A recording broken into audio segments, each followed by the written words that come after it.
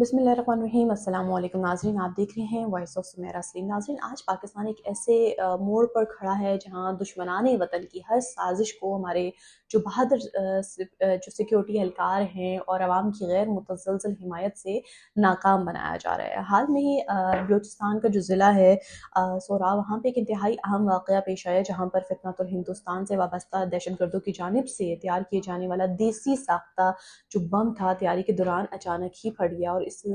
कबल इस धमाके के नतीजे में 8 दहशतगर्द जो है मौके पे ही हलाक हो गए और मुतअद्दिद ज़ख्मी भी हुए। आईएसपीआर के मुताबिक इस धमाके से और सानवी धमाकों के नतीजे में करीब मौजूद 3 मासूम जो शहरी थे वो भी जान बहक हो गए। ये इस बात का वाज़ेह सबूत है कि ये दहशतगर्द अनासिर हैं, ये इंसानियत के लिए कितने बड़े दुश्मन हैं और पाकिस्तान को जो दहशतगर्दी का सामना है, क्योंकि पाकिस्तान आलमी दुनिया में जो इस वक्त अमन के लिए किरदार अदा कर रहा है, जो भारतीय प्रॉक्सी हैं और जो पाकिस्तान का अमन ख़राब करने वाले अनासिर हैं, वो किस तरह से दहशतगर्दी फैला रहे हैं, लेकिन सिक्योरिटी फोर्सेस की जानिब से उनको भरपूर जो है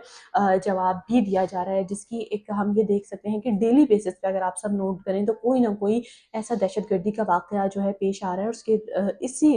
जो वाक़यात पेश आ रहे हैं इसमें सिक्योरिटी फोर्सेस की जानिब से रिस्पॉन्स भी दिया जा रहा है और कितनी शहादतें भी हम देख रहे हैं कि रेगुलर हो रही हैं। और अब ये डेली बेसिस पे जो इंटेलिजेंस कार्रवाइयाँ ये इस बात का सबूत हैं कि इस वक्त जो है पाकिस्तान में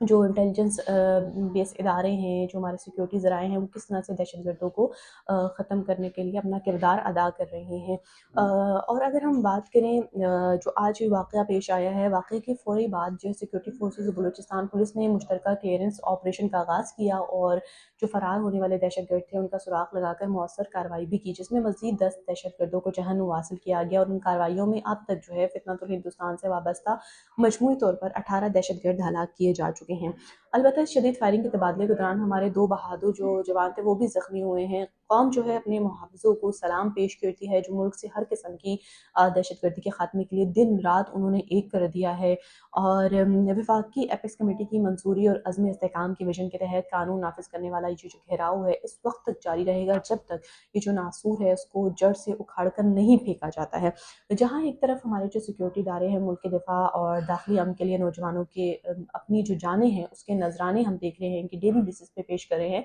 वहीं दूसरी तरफ मुल्क के अंदर मुआशी महाज पर भी कुछ अहम और अमूर जो है इस वक्त ज़ेर बहस है। वफाकी हुकूमत और जो गुड्स ट्रांसपोर्टर्स के दरमियान मुज़ाकरात का दूसरा दौर हुआ जो कि नाकाम हुआ और जिसके बाद जो है गुड्स ट्रांसपोर्टर्स की जो हड़ताल है अब वो अपने 5वें रोज़ में भी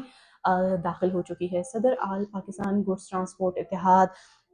जिनका नाम है मलिक शहजाद अवान, उनकी जानिब से एक बयान आया और अपने बयान में उन्होंने एक बात वाज़ेह की कि उनकी हड़ताल जो है पुरअमन है और अपने जायज़ मुतालबात की मंजूरी तक जो ये हड़ताल है गैर मुअय्यना मुद्दत तक जारी रहेगी। और उनकी जानिब से कहा गया कि वज़ीर आज़म की जानिब से जो बनाई गई वफाकी मवासलात की सरबराही में जो कमेटी थी उसके साथ होने वाले मुज़ाकरात जो हैं वो बेनतीजा रहे हैं और ट्रांसपोर्टर्स और इस बार जो है सिर्फ ज़बानी कलामी जो यकीन दहानियाँ हैं उस पर यकीन नहीं करते हैं, ना तो उसके ऊपर इत्तफ़ाक़ करेंगे बल्कि मुतालबात की मुकम्मल मंजूरी जो है तहरीरी शक्ल में अब वो लोग कह रहे हैं कि हमें दी जाए। और ये जो है मलिक शहजाद जो थे उनकी जानिब से शिकवा भी किया गया कि वफाक और सिंध हुकूमत जो इनके मसाइल का जो हल है उसमें संजीदगी का मुज़ाहरा नहीं कर रही है और अगरचे इस हड़ताल की वजह से रोज़ाना अरबों रुपए का जो मुआशी तौर पर नुकसान भी हो रहा है, लेकिन ट्रांसपोर्टर्स अपने असूली मौक़िफ़ पर कायम है। और याद रहे कि इससे जो कबल है वज़ीर मवासलात अब्दुल अलीम खान ने ट्रांसपोर्टर्स के जो मुतालबात को जायज़ करार दिया था और all Pakistan goods transport owners association के जो सदर थे मोहम्मद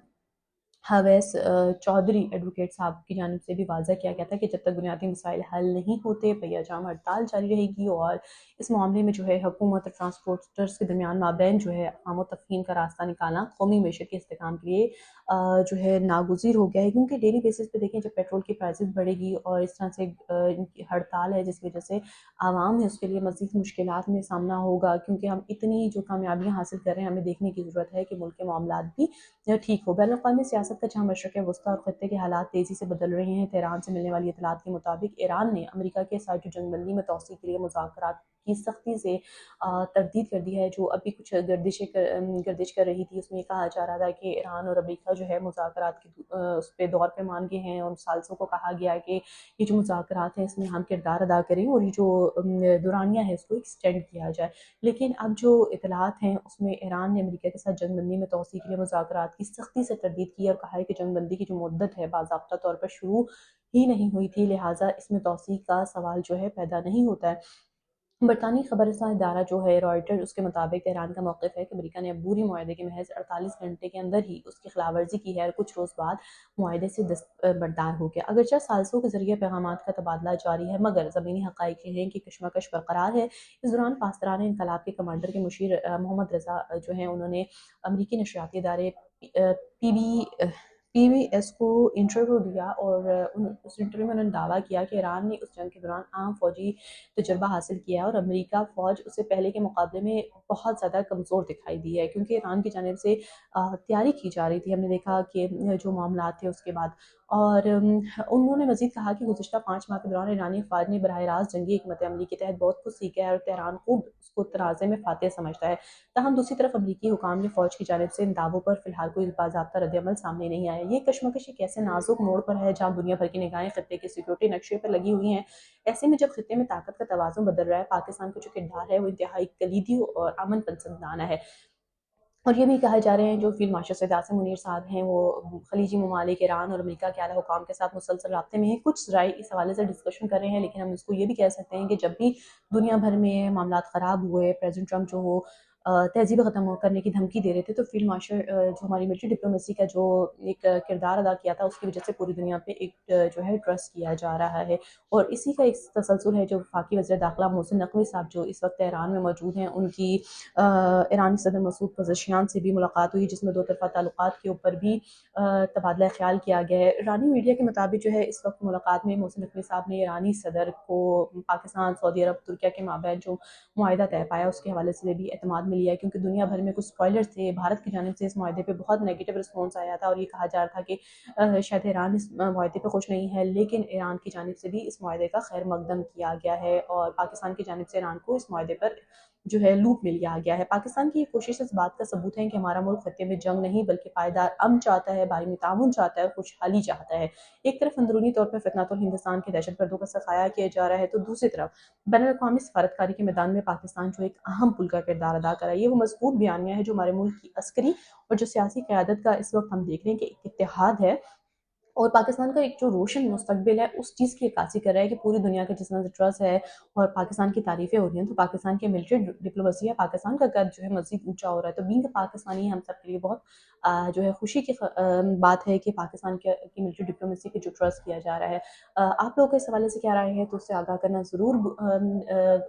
اپنی جو رائے ہے اس سے ضرور آگاہ کیجیے گا، اور اگر آپ نیو ویور ہیں تو چینل کو سبسکرائب کرنا مت بھولیے گا، تاکہ پاکستان اور دنیا بھر کے حوالے سے جو خبریں ہیں وہ آپ تک پہنچتی رہیں، اور اپنا بہت خیال رکھیے گا۔ پاکستان زندہ باد۔